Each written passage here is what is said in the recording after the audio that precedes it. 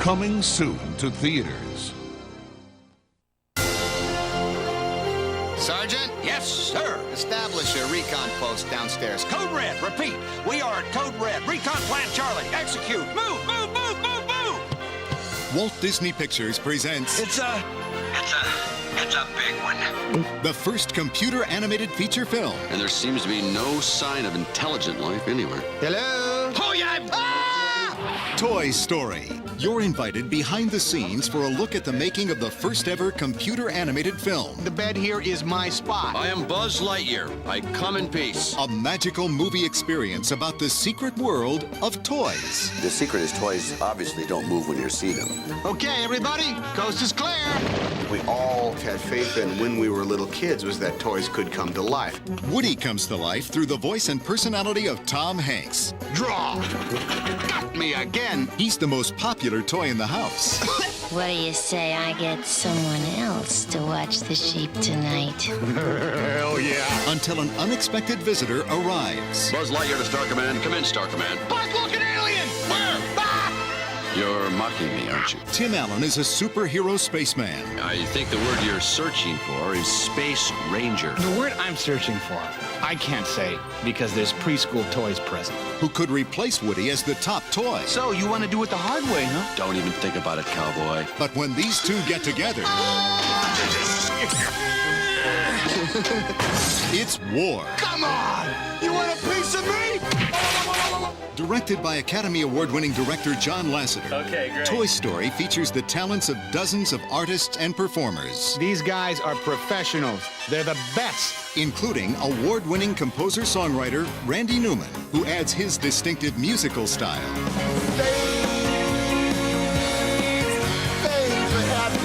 They're going to move from their house in 2 days and it's all your fault. My fault? Because of you, the security of the entire universe is in jeopardy. This holiday season, visit a world where toys have lives of their own. You can't fly. Yes, I can. You can't. Can. Walt Disney Pictures presents To infinity and beyond.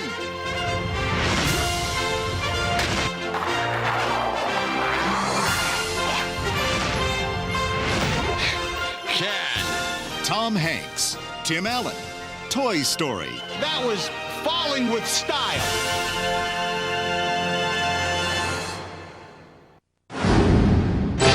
Coming soon to Videocassette. On March 3rd, 1995, see the magic. Remember who you are. Feel the excitement. Simba! And hear the roar when the greatest animated motion picture comes to video. From Walt Disney Pictures comes the story of a young prince's courageous fight Step down, Scar. to claim his rightful throne. You are the one true king. Disney's masterpiece, The Lion King. Coming to video March 3rd, 1995. Dad, when are we gonna be a family again? A boy searching for a future. I'd say when the Angels win the pennant. Williams and Norton collide, and the catch is blown. A coach running from his past. Are you cracking up, or is this a repeat of Cincinnati? No, it's nothing like that. And a team that's their only prayer. There's a thing called talent. They don't have it. God, if there is a God, maybe you could help him win a little. I'd really, really like a family.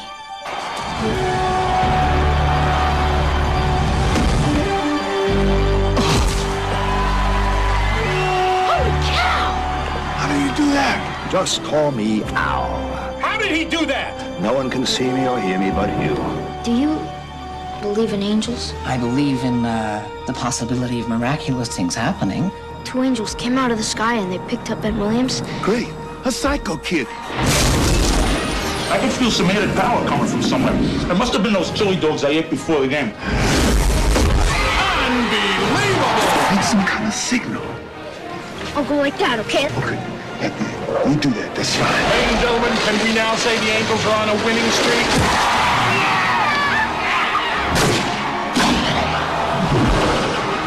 Cannibal!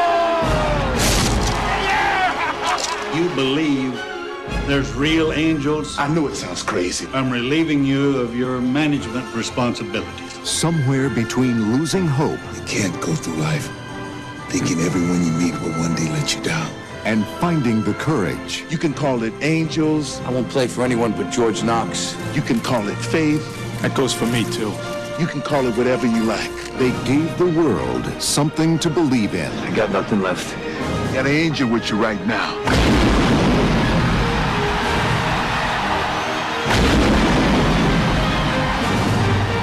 Even though you can't see us, Always watching. Angels in the Outfield.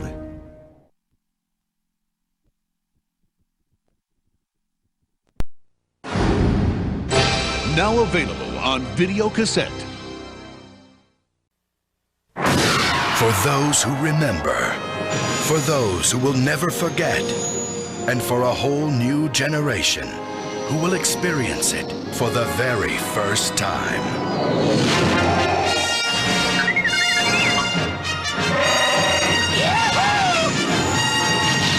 The Star Wars Trilogy.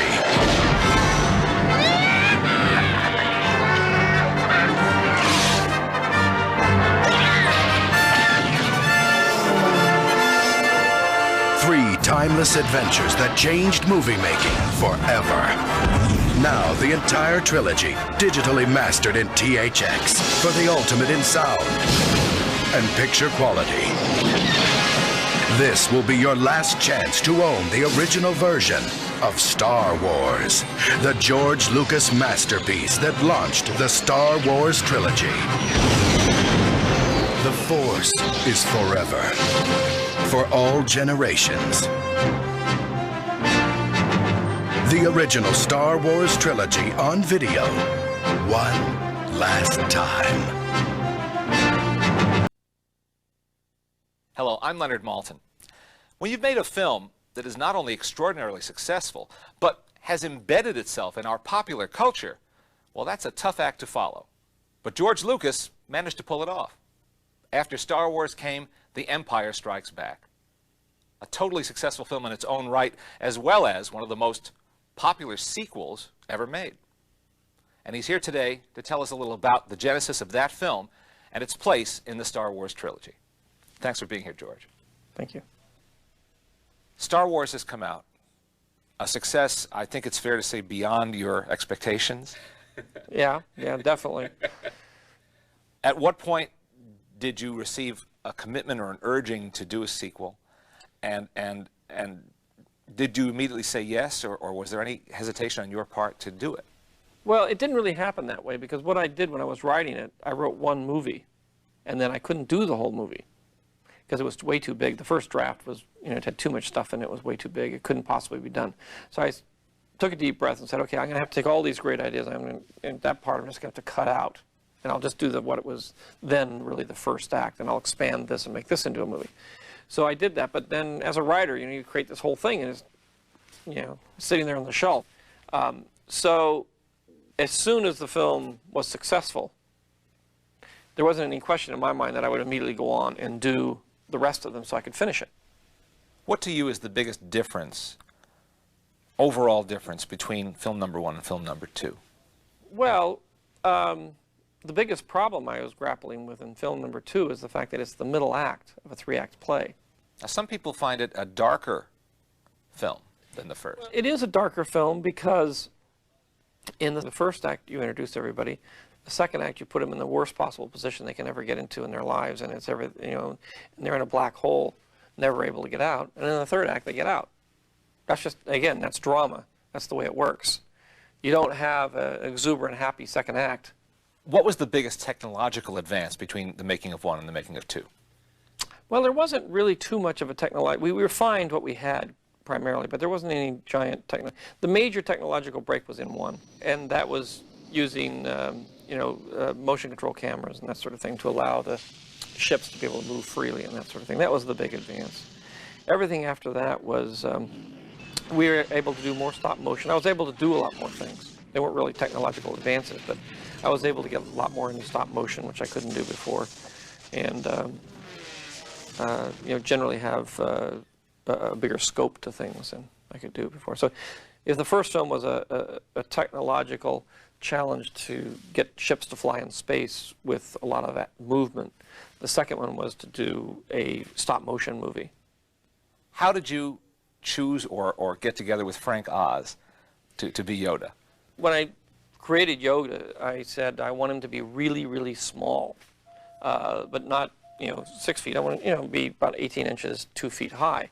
And to do that, I said, well, what am I going to do, and how am I going to get a character, and what am I going to do? Whenever I'm creating one of these films, I mean, I have my imagination, and if I were a novelist, I could just write it, and I wouldn't have to think about it. But I write it, and then I say, well, now how am I going to do this? How am I going to pull this off? And I decided to do it as a puppet. I thought that was the best. And so I'd known Jim Henson, and I went to Jim and said, do you want to do this? Because I really asked Jim to do it first, and he said, well, I'm busy, I'm doing this, I'm doing that, and I'm making a movie and all, and I really can't, but how about, Frank?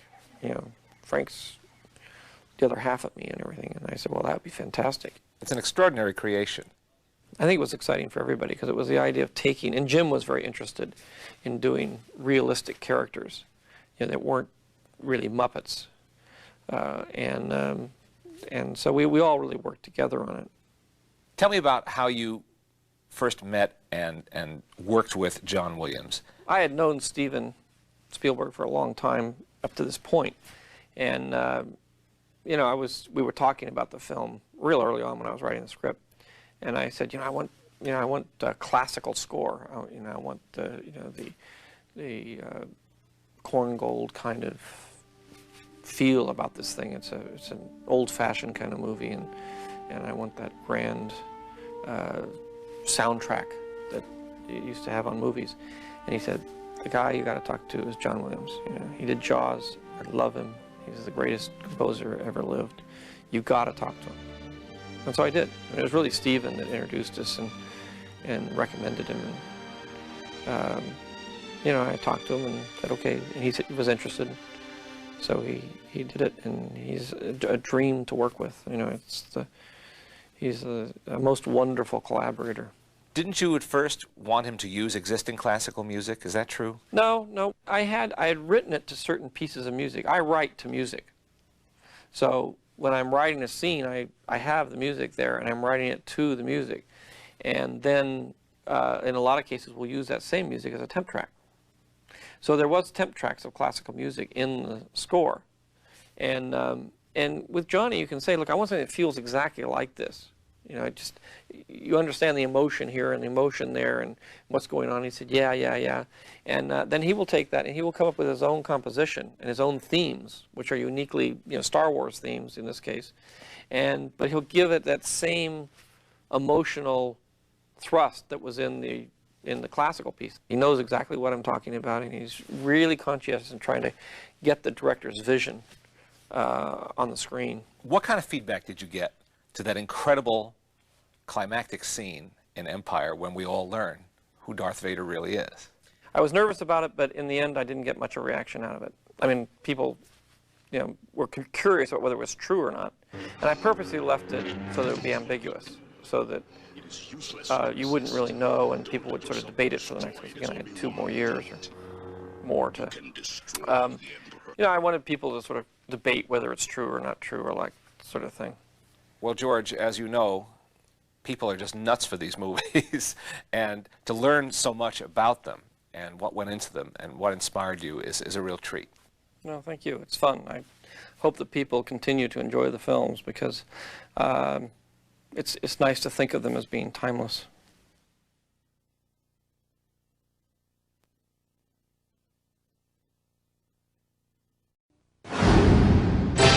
And now, our feature presentation.